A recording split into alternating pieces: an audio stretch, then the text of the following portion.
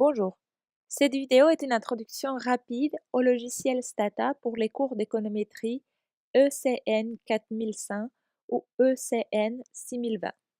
L'objectif général, c'est familiariser avec les logiciels Stata. De façon plus précise, vous devez être capable d'ouvrir une base de données en format texte et créer un fichier exécutable avec des commandes de base. Stata est un logiciel de traitement des données assez populaire parmi les économistes et c'est le logiciel suggéré pour les travaux pratiques du cours. Il est disponible au pavillon des Sèvres sur les ordinateurs de la salle informatique 21-22 ou au quatrième étage de la bibliothèque Bonenfant. Allez sur le site internet du cours, contenu et activités, dépannage et cliquez sur l'onglet Dépannage Chéreau. Téléchargez la base de données fig1-1.dat sur une clé USB et gardez en mémoire les parcours de votre ordinateur pour arriver à cet endroit. Les fichiers portent l'extension .dat, indiquant qu'ils contiennent de l'information, mais n'est pas associé à aucun programme en particulier. Pour regarder les contenus, vous pouvez l'ouvrir avec un éditeur de texte comme les blocs de notes ou TextWrangler. Maintenant, ouvrez Stata qui se trouve dans les menus Démarrer si vous avez un PC ou sur les dossiers Applications si vous avez un Mac. Je travaille avec Stata 12, mais la version 13 est déjà disponible. Il y a 4 fenêtres principales placées selon vos préférences d'affichage. La fenêtre Review garde l'historique des commandes exécutées pendant une session. La fenêtre Variables montre les noms des variables et leur étiquette, qui est généralement une description succincte du contenu de la variable. La grande fenêtre Results est la fenêtre où s'affichent les résultats de vos actions. Finalement, il y a la petite fenêtre en bas, appelée Command. Ici, vous pouvez écrire les commandes Stata et les exécuter. Il y a d'autres moyens d'exécuter une commande Stata, par exemple, de façon interactive en cliquant sur la barre des menus et les icônes. C'est justement cette méthode qu'on va utiliser pour notre première commande. La tâche consiste à ouvrir une base de données. Vous allez sur Fichier, Importer, Browse pour chercher l'emplacement de la base de données, puis OK. On voit déjà ici les noms des variables et la description sur les labels. Pas très informatif. Dans la fenêtre de résultats s'affiche la commande qu'on vient d'exécuter manuellement. Elle apparaît aussi dans la fenêtre Review, avec les parcours pour arriver à la base de données. L'argument de la commande InFileUsing, c'est le nom de la base de données qu'on veut ouvrir. Dans notre exemple, FIG1-1. Elle correspond aux données de la 7e édition du livre d'économétrie de Green, à la page 4, chapitre 1. Une troisième façon d'exécuter les commandes, c'est à partir d'un fichier texte d'extension .do, qui est propre à Stata. Vous devez créer ce type de fichier pour vos travaux pratiques. Pour créer un nouveau fichier Do, il suffit de cliquer sur l'icône Do File Editor et l'enregistrer sur votre USB. File, Save As, dépannage Chéreau. Vous voyez bien l'extension .do qui veut dire fichier des commandes exécutables. Save. La première ligne de notre fichier Do sera la commande Clear All. Elle efface toute information que Stata garde en mémoire, sauf la fenêtre historique des commandes. Je sauvegarde les modifications avec l'icône Save. Pour exécuter ces fichiers Do qui contiennent la commande Clear All, j'appuie sur l'icône Do en haut à droite de la fenêtre. Comme vous voyez, la commande a été exécutée et les variables ont été effacées. Une deuxième commande très utile lorsque vous travaillez dans des différents ordinateurs au laboratoire d'informatique ou avec des collègues, c'est la commande cd, Change Directory ou changer de répertoire. Après cette commande, comme argument, vous devez spécifier entre guillemets l'emplacement du dossier sur lequel vous voulez travailler. Dans mon cas, c'est le parcours vers MyUSB.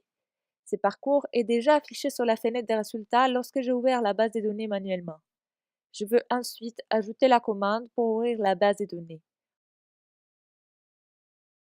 Fig1-1. Cette fois-ci, je n'ai pas besoin d'écrire les parcours parce que Stata connaît déjà l'emplacement du dossier sur lequel je travaille. J'exécute les fichiers texte do qui contiennent toutes les commandes. Et on a comme résultat la base de données ouverte. On voit les variables qui s'affichent ici. On peut exécuter une nouvelle commande directement sur la fenêtre. Cette fois-ci, il s'agit de Browse, qui permet de visualiser les données. Dans ces cours, on va appeler chaque colonne une variable et les lignes, on va les appeler des observations. Je ferme le browser. La prochaine commande, c'est describe. Pour exécuter uniquement cette commande et non pas l'ensemble des commandes du fichier do, je la souligne et j'appuie sur l'icône do. Dans la fenêtre des résultats, cette commande affiche les contenus de données en mémoire. Notre base de données contient 10 observations, donc 10 lignes, et 3 variables, 3 colonnes, year, c et x. Je trouve que les étiquettes de ces variables ne sont pas très informatives. Je vais les changer. La commande, c'est label var c, qui est le nom de la variable, et la nouvelle étiquette entre guillemets, consommation. Même chose pour la variable x, label var x, revenu. Si j'exécute le tout, je vois les nouvelles étiquettes, consommation, revenu. Pour enregistrer la nouvelle base de données, la commande est save. Je vais garder les mêmes noms, feed1-1, mais l'extension sera maintenant .dta, qui est l'extension propre aux bases de données Stata. J'exécute le tout. Parfait. Maintenant, sur MyUSB se trouve la base de données qui peut être ouverte sur Stata en faisant simplement double-clic. On voit ici la commande pour ouvrir une base de données qui est déjà sur format stata.dta et la commande use. Son argument est aussi le nom du fichier. Une nouvelle commande, summarize. J'exécute uniquement cette commande en la soulignant. Elle nous donne les statistiques principales des variables, leur moyenne, écart type, minimum et maximum. Pour afficher les statistiques de la variable consommation exclusivement, j'écris summarize C. J'exécute les do files et voici les résultats. Après avoir exécuté la commande summarize, Stata enregistre temporairement certaines de ces valeurs. Par exemple, si je veux afficher à nouveau la moyenne, j'écris display qui veut dire afficher, puis rmin qui est le nom sur lequel Stata garde en mémoire la moyenne. Cette valeur, vous voyez, correspond exactement à la valeur du tableau.